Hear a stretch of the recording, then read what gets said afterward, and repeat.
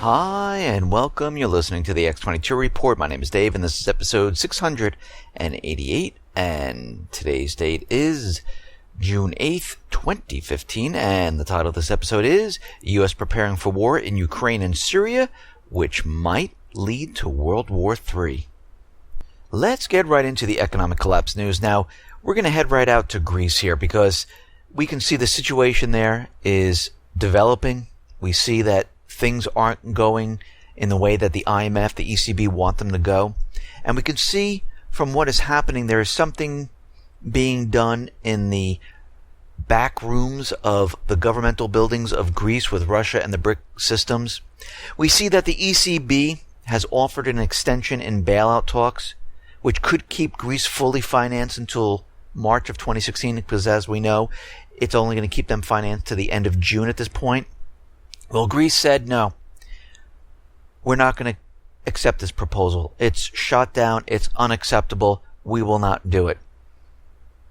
And we can see that Greece is in a situation where they have the people, which they promised they would not implement austerity. They promised the people they would spur economic growth. They promised the people that things would get better in the country. And if they continue on with the IMF, the ECB, we know that these things will not happen. And the government realizes this. More debt is not the solution whatsoever. Extending the debt out for a couple years is not a solution. If you notice, the ECB, IMF has given them no solution on how to spur economic growth. They haven't done this since 2008. They've given them nothing. And they understand this. Because they don't know how to create economic growth. They only know how to put countries into debt. To steal their natural resources. To privatize the countries. To make the people suffer. That's all they know. Because that's their charter. That's what they do. Their product is debt. And we see from all these countries, the entire system is collapsing from all this debt. And these countries, France, Germany, Spain, Italy, Cyprus, UK, they're all feeling it. Some worse than others. We see the Eurozone right now is showing that sentiment has weakened further in June. Centex research groups index tracking, and they track morale among investors and analysts in the Eurozone, slipped 17.1 in June from 19.6 in May. Because people feel that something's wrong. People understand this. Here in the United States, we're blinded by these illusionary statistical numbers. Most of the people believe we're in a recovery, that everything is fine. That businesses are growing. Retail is expanding. But when we look at this, we know that no, it's not. We reported on this time and time again. I mean, let's take a look at McDonald's, for instance. We're seeing that their May global sales drop once again, this time by negative 0.3%. This was the 12th consecutive month of global comparable store declines. We see this with Caterpillar. They have more negative sales during this recovery period than they do during the recession after 2008. Something is wrong here. There's a disconnect. And we're seeing major corporations laying off more and more people. But they never tell you about those layoffs because, as we know, they had to cut that program because of budget costs. So they don't really report on layoffs anymore because that department was laid off in the government. They never tell you how many people lost their jobs. They only tell you the gain. So they might be telling you 200,000 or 280,000 people got jobs, but they didn't tell you 1.7 million lost jobs. We see that more and more companies are laying off. Electrolux in North Carolina, 100+ people going to be laid off. Shaw Industries, 160. Symantec, 175. Golden County Foods, 432. Rhino Resources Partners, 192. Again, we are continually seeing layoffs. But again, the U.S. government does not count them. They have no way of reporting them because they don't want to. They're into manipulating statistics to keep everyone in the dark of what's really happening. We see the millennials. They have no hope of buying a home, especially in the more expensive cities at this time. Because, as we can see, the central bankers have pumped up the real estate market to the top here. We're starting to see it falter. We're starting to see prices come down. I'm seeing a lot of homes now dropping prices. But this is the hot season. So a lot of people are sticking by their prices, saying, God, I hope I can sell this home. Because as soon as this summer comes to an end and we reach August, things are going to rapidly fall apart. Now, we said this last year, and that's exactly what happened. And we're going to see the same thing occur. Many of the young who cannot find jobs after college are still living with their parents, still have a huge amount of loans, student loans, which is becoming more and more difficult to pay back.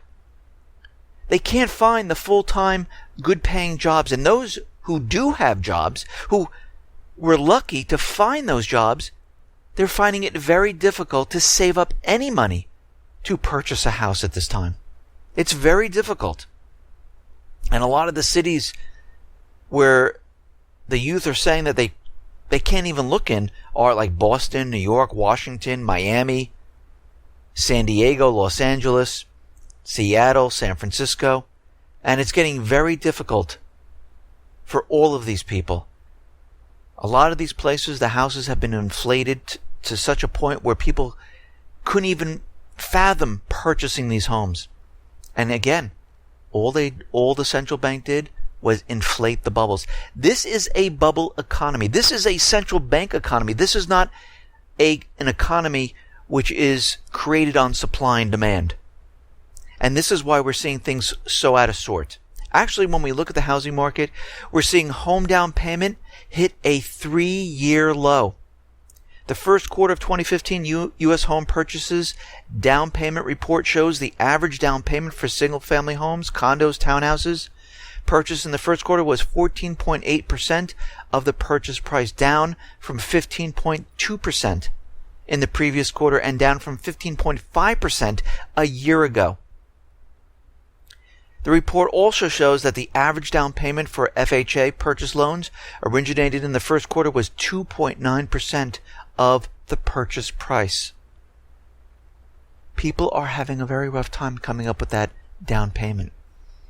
And a lot of people had their credit ruined during that recession period of 2008. And that never really went away. People lost their credit, they lost their retirement, they lost their wealth, they lost their homes, and they never recovered. And this is why the central bank had to step in. That is why they had to give free money to all these investors, hedge funds, and they had to pump up these markets. And we understand the United States government central bankers, they understand that it is all falling apart. They realize that, they can't keep this illusion up much longer. And we're starting to see that the BRICS countries, they are ready to surpass the G7 in about 2 to 3 years or sooner. The GDP of the BRICS countries may surpass the G7. It has already hit 32.5 trillion and rising. In 2014, the total gross domestic product of BRICS countries reached 30%. This is less than that of the G7, but the difference is 7 or 8%. The combined GDP of the BRICS, according to the International Monetary Fund, is 32.5 trillion. The G7 is 34.7 trillion. Given that the BRICS members mostly show much higher growth rates than the G7, we can assume that this will happen very quickly and they will surpass the G7. This is going to be a problem for the private Western central bank countries. And we can see how they're provoking war in Eastern Europe and in the Middle East and encircling China, because the players are all the same. They know once they get this war started, it's all the same players: Russia, China, North Korea, Iran, Syria, and many other nations, of course, which are part of the BRICS system. We understand the powers that be, the central bankers, the elite, whatever you like to call them. They're continually trying to prop the system up. They need to prop the system up because in their minds they think, well, if we get into another country, put their petroleum on the dollar, things will be fine. But the debt cannot be sustained at this point. So they're doing it right now until they can start some type of war. And they're trying everything they possibly can to keep the system going. And this is why we see Obamacare. This is why we see TPP. This is why we see many new taxes appearing. This is why he's bringing up global warming. And this is why he's telling us that we're going to have a carbon tax. This is why he's having this intertwined into the TPP, because the whole thing is about taxes. It's about bringing in revenue to pay for this debt. And he wants the people to bring in more revenue.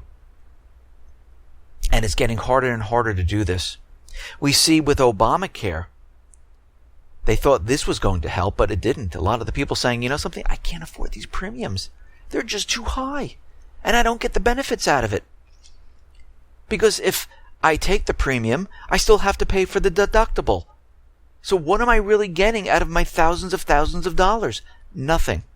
Even the state and local governments are having problems. They've spent $35 billion to keep this system going. Each state is spending about $888 million to enforce Obamacare. $75.5 million is just in paperwork hours, enforcing the laws signed by Obama. So this system is just bringing in funds, revenue, and spending. Because where is it all going? To the insurance companies, and the revenue from the taxes that are intertwined in Obamacare and the penalties are being brought into the government. And we're seeing them continually do this. They need more revenue to support the debt. This debt cannot be sustained at this point. Now, we've heard of the TPP, we've heard of the TPIP, but there's another trade agreement called the Trade and Services Agreement, or TISA. TISA, as the deal is known, would take a major step towards deregulating financial industries and could affect everything from local maritime and air traffic rules to domestic regulations on almost anything if an internationally traded service is involved. This TISA text again favors privatization over public services. It limits the government on just different government actions like safety, to the environment, and it's used to smokescreen and to limit the citizen rights. And we notice with the TPP and TISA now, this is what they're trying to do. They're trying to take away the rights, your ability to choose, your ability to say, no, I don't want this product, or I don't want this to happen. They're trying to convince us that it's going to create jobs. And we're starting to see that the World Trade Organization is going to set up their own tribunals, which would be expanded under TISA, and that such tribunals convened to resolve trade disputes can impact local laws of each country. It would override the government. So we can see right now they are pushing this forth to take away the rights of the people, to take away the decisions from the government, and put it in corporate powers. This is what we are seeing at this time. And when we look at the TPP, or the TTIP, we can see from these certain areas that it's taking away the sovereignty of the countries. We see that it's being planned in secret because they really don't want you to know what's really going on. We know that TPP and the TTIP is not about free trade. We know it's an immigration Trojan horse. And a senator from the steering committee has also warned Michael Hammond that the TPP and the TTIP could be used for gun control. He is saying all they need to do is insert a firearms import ban into the TPP. And they can do this very easily. And they didn't do it yet because people would be up in arms if they saw this. But they're saying after it's voted on and if it's approved, that rider could be inserted with no problem. And we know that the TPP and the TTIP is not going to create jobs. I mean, back when we heard NAFTA, they told us that, yes, this is going to create jobs for everyone. We had think tanks out there. We had the politicians out there telling us it's in the best interest for the people. But when we go back to 1993, we see that NAFTA didn't create any jobs. Actually, we lost jobs. They told us that we would be exporting more. And we see right now that this didn't happen. U.S. exports to Mexico, for instance, will continue to outstrip Mexican exports to the United States, leading to a U.S. trade surplus with Mexico of about $7 billion to $9 billion annually by 1995. This is what they told us. And everyone, oh my God, this is going to be great. We're going to have a lot of jobs here in the United States, and it's going to be fantastic. It also predicted that the U.S. trade surplus with Mexico would increase to $12 billion annually between 2000 and 2010. Well, what actually happened was, oh, that's right, the opposite of what they tell us.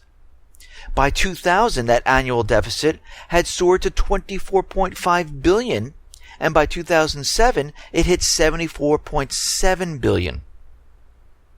By 2005, our imports of Mexican-made vehicles had tripled to 700,000 vehicles annually, and in 2012, Mexico's exports of vehicles to the United States surpassed 1.4 million. Because all they did was take the jobs from here and move them into the other country. We lost manufacturing, Mexico gained, and the U.S. was importing. It was the opposite of what they told us. They were all doing this to create a one world government. This is why they're pushing the TPP, TTIP. Because what we're seeing is that they want everyone to be on the same corporate playing field. The local laws in each one of your countries is absolutely meaningless. Everything will go to the corporate law. And this is what they're trying to do right now. And we can see that this needs to be stopped. This is why we see protests. This is why they're keeping it a secret. This is why they're telling us it's because of national security reasons. No, it's because they're doing something that the people would never agree to. And they don't want anyone to know.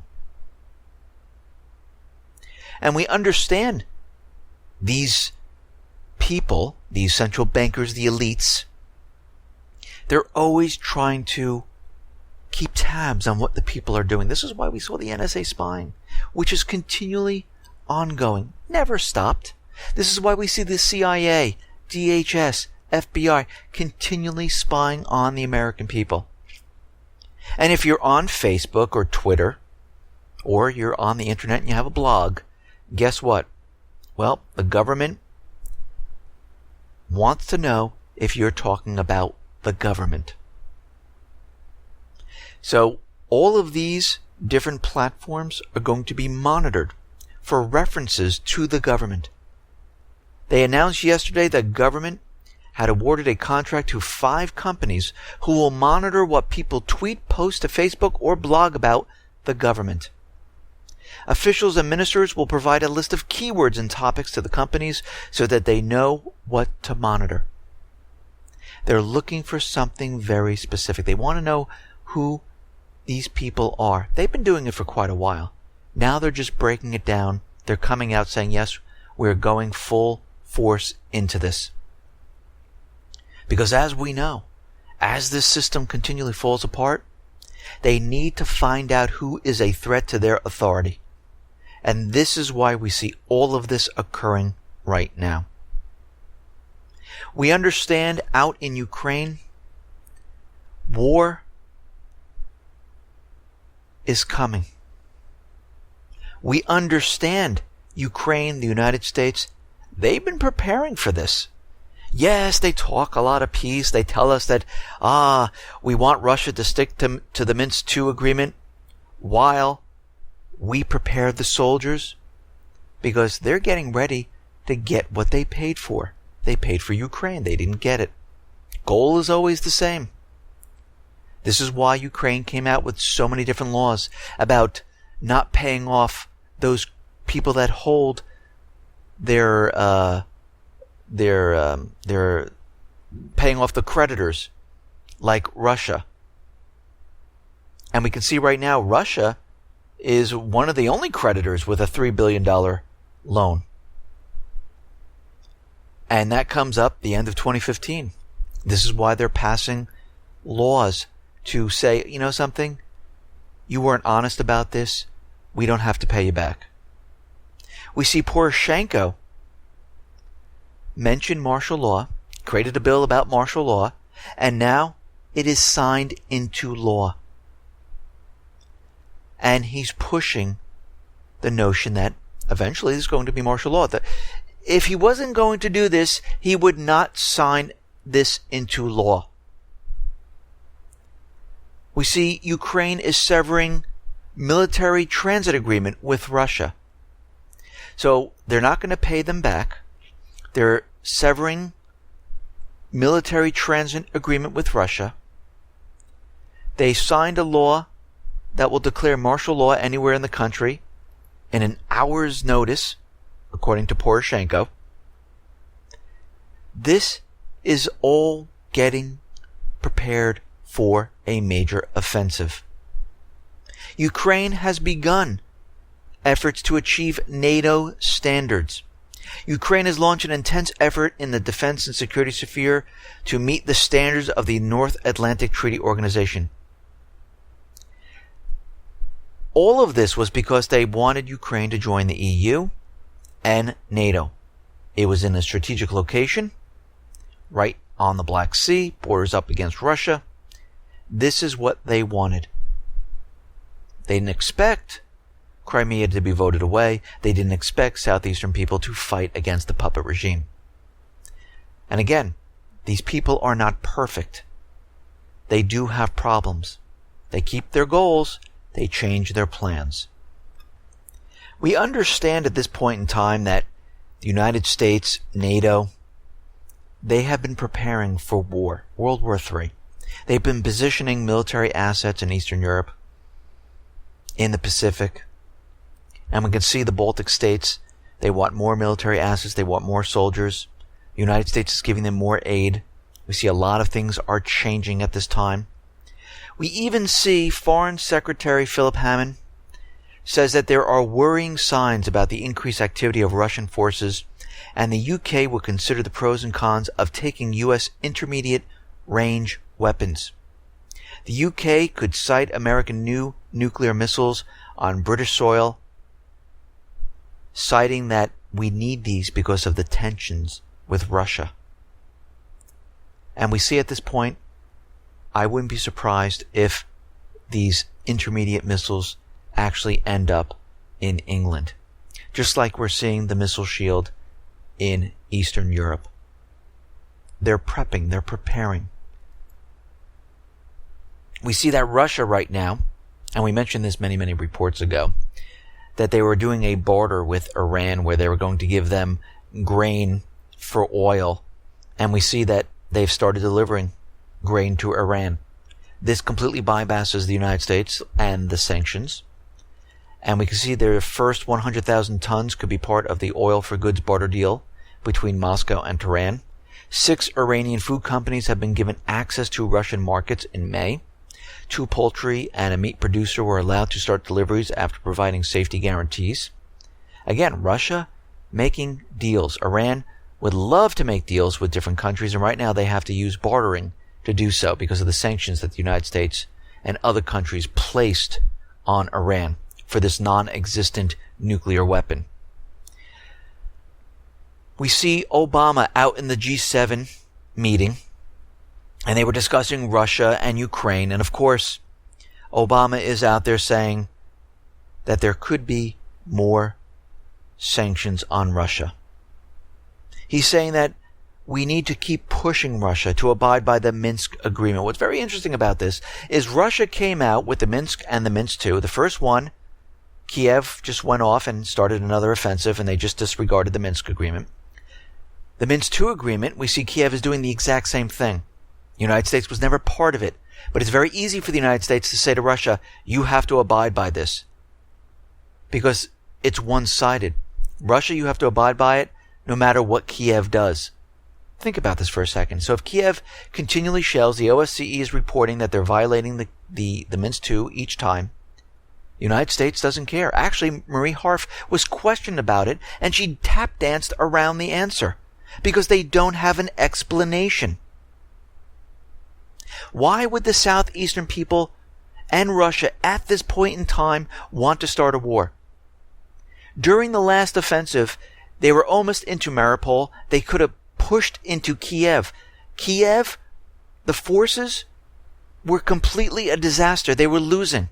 Why would they wait for the United States to come in with other nations and train the Kiev forces? Why would they wait for them to bring in lethal weapons? It makes no military strategic sense. They wouldn't do this. That's how you know it's propaganda. What is the motivation right now? There is none. What's the motivation on Kiev? The central bankers want what they paid for. The entire country. That's it. The White House actually kind of admitted that the sanctions aren't really hurting Russia, but they're hurting the Eastern Europes. Josh Earnest, the White House press secretary, said the economies that are integrated with Russia, that they're kind of hurting. They're not really doing too well because they had to sacrifice their own economies to place sanctions on Russia. And we see these countries are hurting. They're not doing well. Russia's okay. These sanctions are not doing what they're trying to convince you they're doing. And we can see right now that things are really starting to fall apart. The senior international mediator in Ukraine quit, saying the Minsk II agreement right now, it's dead. It's the truce is crumbling right now. And Heidi Taglavini, I don't know if I pronounced her name correctly, she was frustrated, and she's saying that, this peace process is basically dead. And we can see right now, this is not going to work out because Kiev, the United States government, the central bankers, they don't want it to work out. Their goal is always the same. So we can see they've been building right now for an offensive. We understand there's a lot of protests going on. They're asking Poroshenko to resign, Yatsenyuk to resign. They have banners out there. And all of a sudden, agent provocateurs once again. The people were protesting peacefully, and masked attackers destroyed the new Maidan protest tent camps in central Kiev. And they were running through, and it was about 50 to 100 men wearing black masks, and they rampaged through the camps. They tore down the tents. And I have the video on the X22report.com, and if you're on YouTube, you can see the video there. So we know that this couldn't have been Russia. That wouldn't make sense. This couldn't have been the southeastern people. It must have been Ukraine and the central bankers. They don't want protesters out there. But think about this. The people are out there protesting, saying they don't want these leaders anymore. We're starving. Our economy is crashing. But the United States is not behind them this time. No, because they already have a puppet government. That's how it works. If they don't have a puppet government in the country, they're behind the people. Once they put the puppet government into power and people protest, they are terrorists. That's how it works. We see out in Gaza, Israel is claiming they fired a missile that blew up in the desert, didn't hurt anyone. And of course, Israel came in and struck Gaza. Now again, what is the motivation? And it's funny when I talk about Israel or any other country, this doesn't mean I'm against the people. This means I'm talking about the government of each one of these countries. When I talk about the United States, people write into me quite often, and they say, oh, you hate the United States. No, I love the United States. I just don't like the government. And I have the right, from our rights, to talk about the government. I'm allowed to have free speech. I'm allowed to say, you know something, I don't agree with this. If I talk about Germany, France, it's not against the people. It's about their government. Same goes with Israel. I'm talking about the government of Israel. And the question is, what is the motivation for the people in Gaza to fire a missile into Israel at this point in time? Because they know if they do this, first of all, it wouldn't benefit them whatsoever. What would happen is Israel would strike them and strike them hard like we saw last time. And we can see Hamas is out there saying, hey, it wasn't us. We wouldn't. Why do we want to do this at this time? And what is one missile going to do? It reminds me of the Houthis. During the peace talks, they fired a Scud missile into Saudi Arabia. What would be the motivation? What would that give them? What benefit would it be? It would be none. This is how you know it's a false flag. And this is what we're doing. Hamas is out there saying, and they sent a secret message to Israel by way of Egypt, saying this was not us. We didn't do this. And Israel's military appeared to concur with the assessment, saying, okay, yeah, you know what? We know it's not you, but we're going to bomb you anyhow. Anybody can sneak in and fire one little bottle rocket or one little type of missile into an area where nobody gets hurt, and they can say, Erdogan tried to do this in Turkey. He had his military men sneak into Syria with a missile launcher, and he wanted them to fire that missile from Syria into Turkey so they could go into Turkey.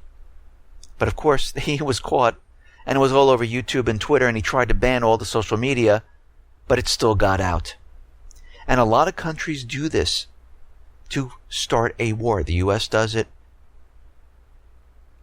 And we can see that this has been going on for quite a while. We see Libya right now, the Libyan state oil companies are saying they're going to deliver oil to western regions, and they're going to oppose the government that's in Tripoli. This is why they moved the central bank from Tripoli to Bayonne, because they wanted to continually sell the oil on the dollar. And Tripoli say, no, you need to sell it wherever we want to sell it. And again, the central bankers don't want this.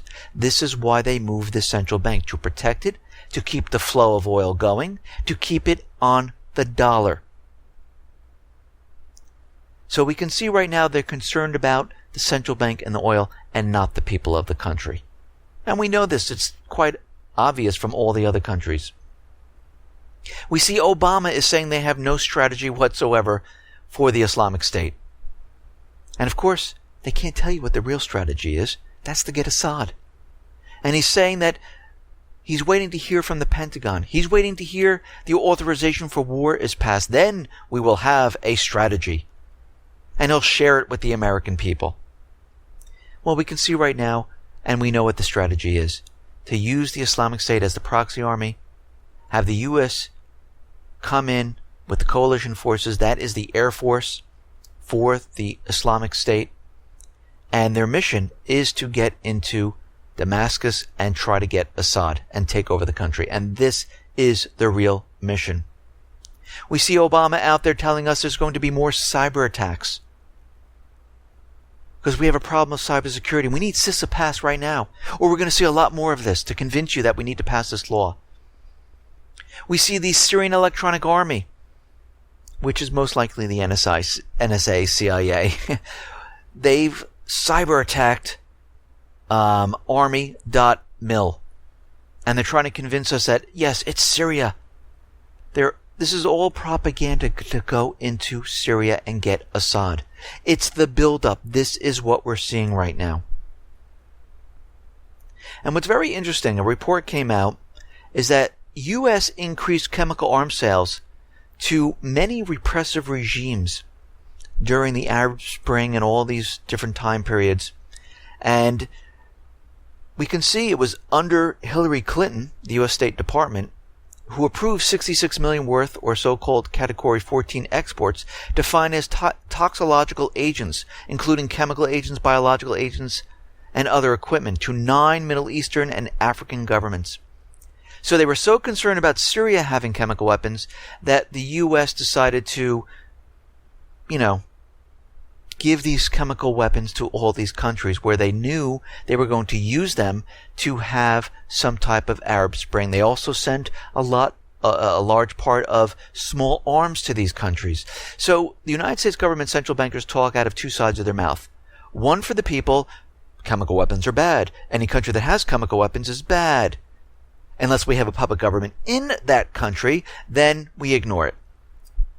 Selling small arms to all these countries is good. They should have weapons. But people in the United States shouldn't have weapons to protect themselves.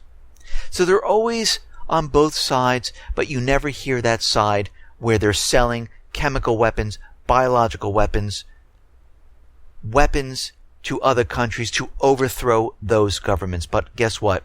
It's coming out now. And we've known they've done this. And we can see things around the world.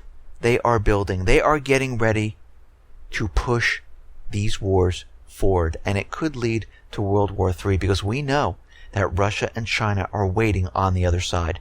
And they're not just going to sit by while they start another offensive in Ukraine, while they make their move into Syria, then Iran. Eventually they're going to say, okay, we can't have this anymore. Because the central bankers will not stop. Listen, everyone, thanks a lot for listening. Be well, be safe, and especially be prepared. Thanks a lot.